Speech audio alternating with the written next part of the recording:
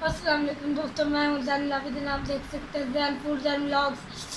آج 14 اگست ہے اور اس دن پاکستان آزاد ہوا تھا۔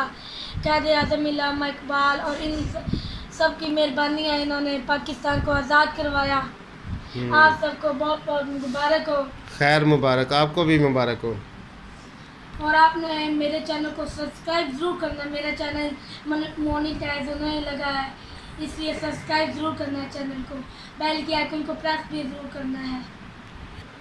میرے 900 سے اوپر سبسکرائب ہو چکے ہیں اور واچ ٹائم 3000 سے اوپر ہو چکا ہے، اور آپ نے ویڈیو کو دیکھ کے ویوز زیادہ بڑھانے ہیں۔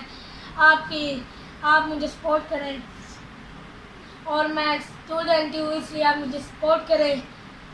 واچ ٹائم ضرور مجھے دوں۔ اگلی ویڈیو میں ملتے ہیں۔